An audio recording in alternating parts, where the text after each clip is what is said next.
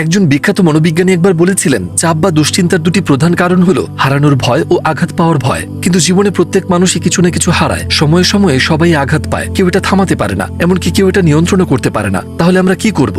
এর উত্তর লুকিয়ে আছে নবী ইব্রাহিম আলাইহিসসালামের দোয়ায়, হাসবুনাল্লাহু ওয়া নি'মাল ওয়াকিল। আমার মনে হয় আপনি এটা আগেও শুনেছেন। হাসবুনাল্লাহ অর্থ আল্লাহই আমার জন্য যথেষ্ট, কিন্তু ওয়া নি'মাল ওয়াকিল মানে আসলে কি? এর অর্থ তিনি সেই জন যিনি সবকিছু পরিচালনা করেন নিখুঁতভাবে। ওয়াকিল মানে এমন একজন যিনি আপনার পক্ষ থেকে সিদ্ধান্ত নিতে পারেন। তাহলে যখন আপনি বলেন আমি আল্লাহকে আমার ওয়াকিল মানি, তখন এর মানে দাঁড়ায় আমার জীবনে যাই ঘটুক সেটি তারই সিদ্ধান্ত, তার চাওয়াই আমার জন্য সর্বোত্তম, আর আমি তাতে সন্তুষ্ট থাকি। সহজভাবে বললে আমরা এই জীবনের কোনো কিছুই নিয়ন্ত্রণ করতে পারি না, আর যতই চেষ্টা করি না কেন কিছু বিষয় একেবারেই আমাদের হাতে থাকে না। আর ঠিক তখনই এই দোয়াটি কাজে আসে। এতে মূলত বলা হয়েছে, হে আল্লাহ, আমি আমার দায়িত্বটুকু পালন করেছি, এখন আমি ফলাফলটা আপনার উপর ছেড়ে দিচ্ছি, কারণ আপনি আমার চেয়েও ভালো জানেন। আপনার সিদ্ধান্তই সবসময় আমার সিদ্ধান্তের চেয়ে উত্তম। আমি আপনার কাছে আত্মসমর্পণ করলাম, আপনি আমার জন্য যথেষ্ট। আমি আপনাকেই বিশ্বাস করি আমার সব বিষয়ে। আর এরপরই উদ্বেগ পরিণত হয় শান্তিতে, ইনশাআল্লাহ।